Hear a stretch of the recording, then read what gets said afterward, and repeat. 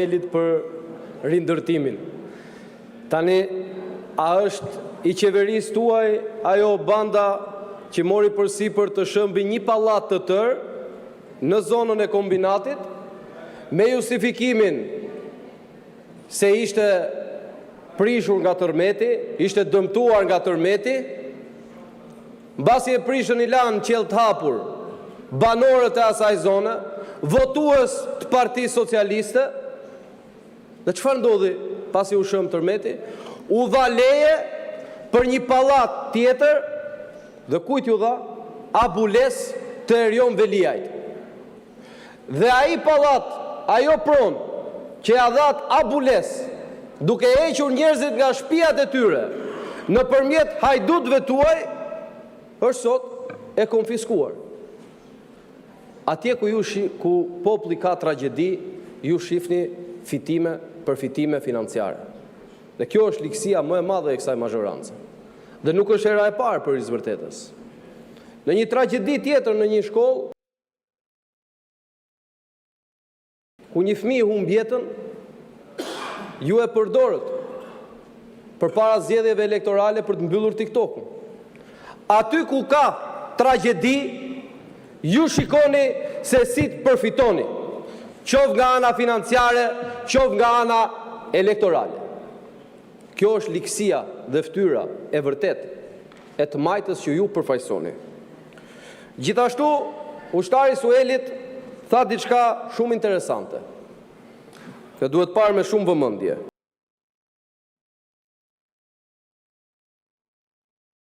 Nuk parashikohej dot, tha, tërmeti. Këtë e tha vetë zotëria këtu. Ndërkohë që urdhroni këtu, ku është parashikimi i presidentit Republikës të asaj kohe, Ilir Meta, që i referohet specialistëve në Greqi, që mund vi një tërmet në Shqipëri, në Korrik, ja qeshni, prit, se dium se qeshni ju se mbushët gjepat me rindërtimin. Ja ku e keni këtu, ja ku e keni këtu, letra për Edi Ramon, Ilir Meta jep alarmin, merrni masa, sepse do të bie një tërmet. Çfarë bët ju? Ju nxorët direkte Carlo Bolinon të thoshte gafa e rënde e Ilir Metës, se nuk mund t'i parashikosh. Ju a paralajmëroi në datën 29 korrik të 2019-ës dhe tërmeti ra në 26 nëntor. Tërmeti i dytë, i pari tra në shtator, zotri. Dhe në vend kërkoni ndjes, vazhdoni dhe qeshni.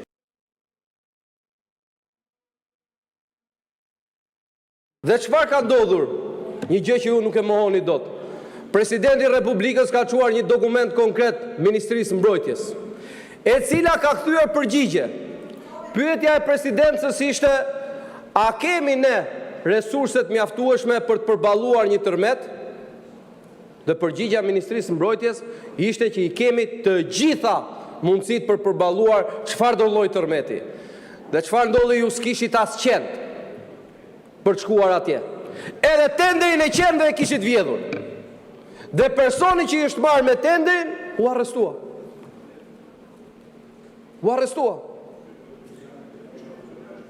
As edhe tenderin e qendve nuk e kishit lënë Ministrinë e Mbrojtjes.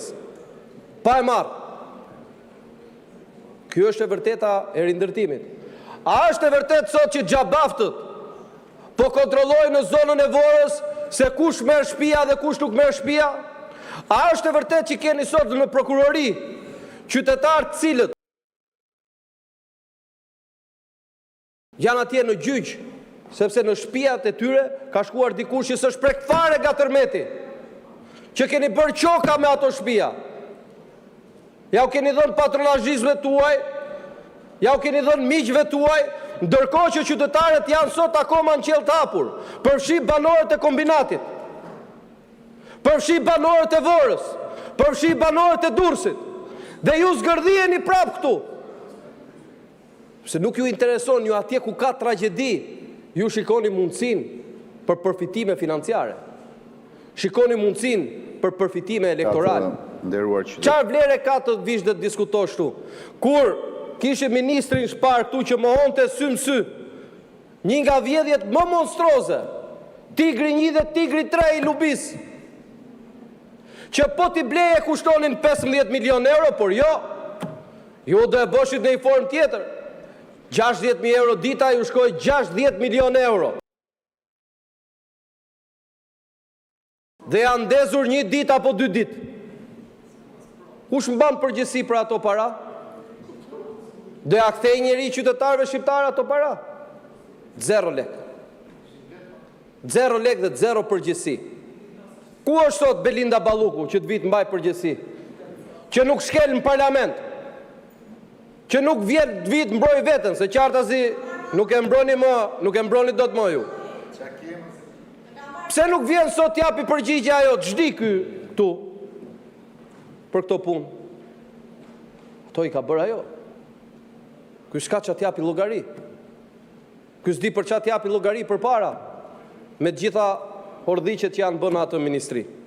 Por mos folur për rrugët, infrastrukturën. Shikoni pak Unazën, e keni inauguruar 6 muaj më përpara. Dhe kur shkon për të kthyer te fresku, është shëmbur rruga, mbas 6 muajve. Një tender që ka shku 25 milion euro kilometri prishet mbas 6 muajve. Kush mban përgjegjësi? A do jepni një cent mbrapsh shqiptarëve që i kanë paguar me taksat e veta, taksa që i keni rrit ju, që janë taksat më të larta në rajon. Prandaj kemi kilometrin më të lartë në rajon. Prandaj blem energjinë më të lartë në rajon. A nuk është kjo qeveri e cila ka bler energji me çmim të lartë dhe e ka shitur me çmim të ulët? A nuk jeni ju? Apo e ka fajin opozita që vidhni ju? Dhe ju nuk mbani përgjegjësi. Po më e turpshmja nga të gjitha është minimalja. Nuk përfshi, nuk them që e keni fajt një apo e keni bërë ju si deputet. 1 apo 2 unë nuk di të them që e ka filan deputet. Por që ky grup parlamentar të vi këtu dhe të justifikoj krimin që është bërë me rindërtimin dhe mungesa e seriozitetit të qeverisë për të marrë masa pas paralajmërimeve serioze nga institucionet më të larta të shtetit shqiptar, juve minimalisht i detyroheni një ndjes publike qytetarëve. Kurse për abuzimet që po bëni dhe do të vazhdoni të bëni, se nuk e ndalni dot se e keni në gjak, në lidhje me apartamentet e rindërtimit, ajo do mbetet një çështje për drejtësinë. Dhe ne presim që drejtësia të bëjë detyrën e vet. Por ne kemi detyrën si opozit t'i denoncojmë. Por në qoftë se ju dilni këtu dhe e mbroni këtë aferë, atëherë ju jeni pjesë e asaj afere. Dhe unë këtu kam një thirrje për qytetarët. Kjo është po e njëjta qeveri që për energjinë elektrike ka arrestuar njerëz për 10.000 lek. Njëri prej tyre nga Lushnja ka varur veten në qeli.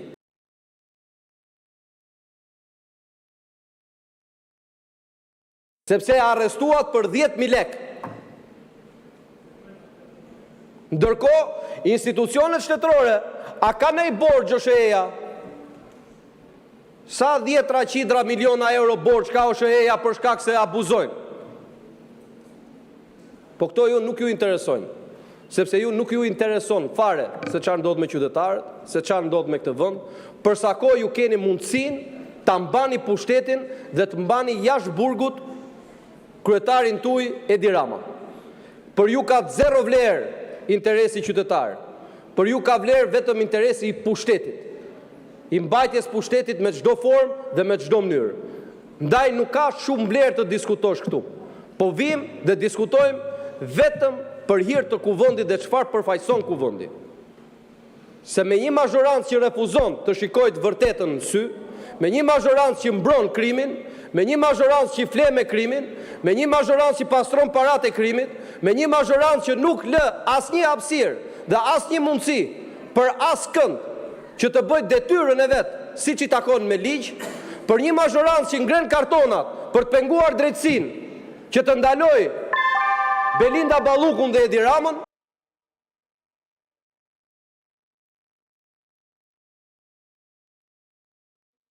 për atë mazhorancë nuk ka qytetar. pra atë mazhorancë është vetëm interesi i pushtetit. Ndaj qytetarëve ju bëj thirrje, nesër të vazhdojmë aksionin në protestë kundër kësaj qeverie. Nuk mundet të pranohet që kjo qeveri të qëndrojë këtu duke vazhduar vjedhjet çdo ditë, çdo orë, çdo sekondë, çdo minutë. Faleminderit. Zonja Çaushi, keni fjalën, të përgatitet zoti Himçi.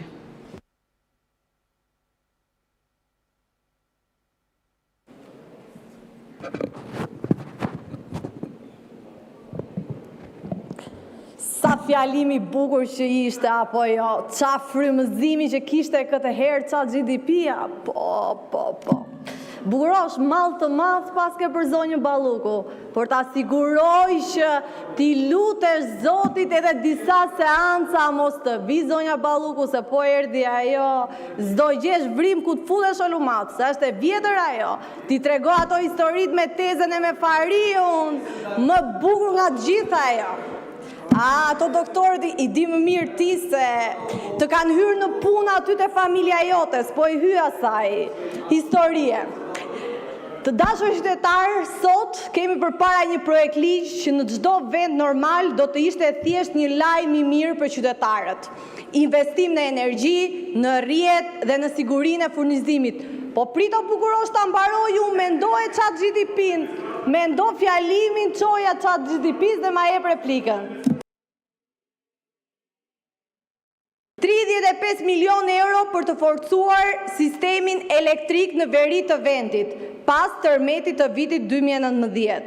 Por këtu tek ne, si gjithmonë, edhe lajmi i mirë duhet të kaloj përmes filtrit të këtij krahu, këtej zhurmues. Këtij krahu që nuk nje më asnjë lloj kufiri, por të vetmin qëllim që ka është të vijë këtu edhe të jetë kundër çdo gjëje. Dhe nuk arrin dot ta kuptojmë, sepse nëse nuk ka investime, ju filloni dhe u lërisni.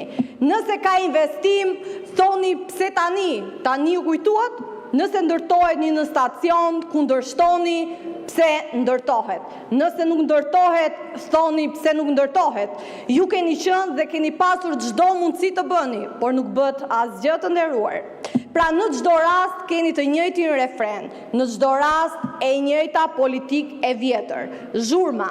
Dhe ironia më e madhe, dini se kush është? Po flasim për ato zona që për vite me radhë keni arritur të mbijetoni nga pak. Po flasim për Shkodrën, për Lezhën, për Fushkrujën, Shëngjinin, po flasim për qytetarët tanë, po flasim edhe për ata pak demokratët tuaj tani që ju kanë mbetur në këto zona. Po flasim për njerëzit që nuk duan politik me energjin, por energji në shtëpitë e tyre.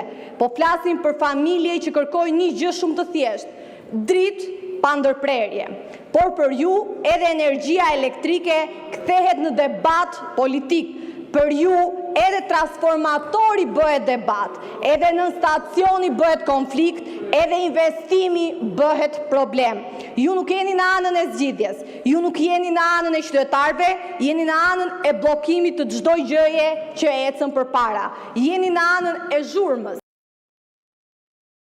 Por zhurma juaj nuk i ndalon dot projektet për Shqipërinë europiane.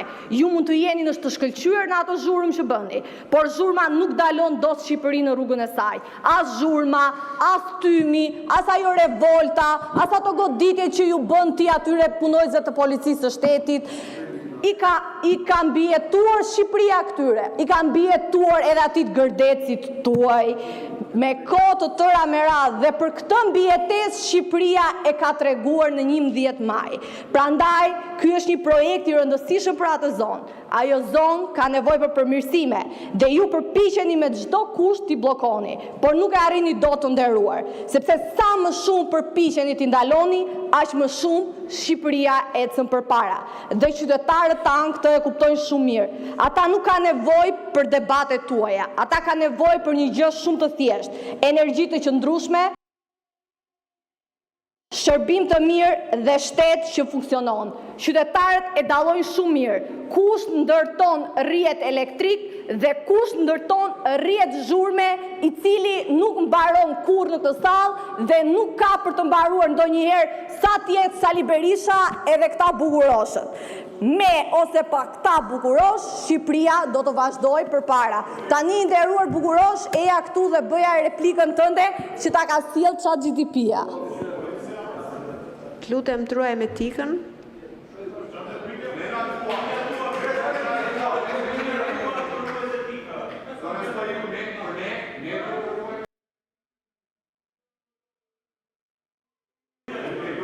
Sepse duhet i dëgjoni gjitha komentet që bëjnë dhe kolegët e anës së opozitës. Zoti Balliu, keni fjalën për replikë. Tani nuk e kuptoj pse duhet ta merrte këtë kufjen me vete, nuk e mora vesh, por nëse. Tani Zeqine, ngjo pak tani. Unë sinqerisht kam dëshirë që ti të flasësh këtu jo një herë, jo 2 herë, po 20 herë. Sepse nëse ka një provë, për shembull, të degradimit të sistemit arsimor, të nivelit apo të standardit institucional dhe të politikës, je në mendimin tim, pavarësisht çfarë thot kjo opozita që nuk pëlqen ty, me këto prova që nuk bëjnë, po prova jonë më e pastër, më e qartë, më e vërtet e degradimit që ka ndodhur në arsim, që ka ndodhur në institucione, je ti. Ti je, dhe po them, kam edhe një ankesë nga disa miq, kam dhe një ankesë nga disa miq se unë kam ca artist. Zoti Balliu. Shpeshe nuk po e shikojnë. Zoti Balliu, ju të heq vëmendje? Çka ke? Po shumë mirë. Jo, e kam. Shumë mirë, çfarë do? Zoti Balliu. Çfarë do? E para, kur i drejtohesh kolegës, do t'i drejtohesh siç e ka emrin. Dhe transformimet e emrave, ju lutem. Ju mërzojnë e ka 200 emrin. Hera e fundit o, zonjë, që ju për ty që tentoni që të ndryshoni emrat e kolegë. O, zonjë, mos ma ndërprit fjallën e para. Unë të ndërpris fjallën sepse... Jo, s'ma ndërprit do të fjallën. Kur mbaroj unë... Lutem, respekto kolegët në parlament. Jo. Respekto kolegët. O, zonjë, edhe njerë, ti respekto kolegët. Unë i thira emrin zonja, kontrolloja pashaportën, e ka Zeqine. Shkam shpikun emrin, ja kanë vonë ata, vetët. Se ja kanë vonë unë emrin o zonjë. Tani, a mund të vazhdojmë? A mund të vazhdojmë? Të vazhdojmë duke zbatuar rregulloren, pa ofenduar kolegët. Nuk ofendohen gja ku ka birnore që i ofendohen këta. Tani, në këtë aspekt, duhet ngrihet një shqetësim. Shumë nga emisionet humoristike që kemi pasur ne, që i ndiqnin qytetarët shqiptar, tani i kanë zëvendësuar duke dëgjuar ty dhe ja 2-3 tjerë këtu, i zëvendësohen dhe po ngelen pa punë artistët dhe humoristat. Se në vend Portokallis, e në vend të tjerave, vjen ditë shtune, ditë djele, fjalimet e tua dhe disa tjerëve. Kështu që lubis, bëjt fala, e vërtet është na ka marrë malli shumë ta shikojmë. Se nuk e ditja e shikon më, na ka marrë malli shumë dhe me zje presim të na japin edhe pak llogari për ato që kanë bërë, po kam gjuhë që ka dhe disa tjerë që me zje presin. Përfshi edhe këtu te grupi jot. Faleminderit. Zoti Balliu, e përsëritur nga ana juaj dhe e keni të pamundur që të ruani etikën me kolegët. Ju lutem shumë, të jetë hera e fundit, sepse etiketimet tuaja janë totalisht jashtë kodit e etikës dhe në shkeljet rregullores.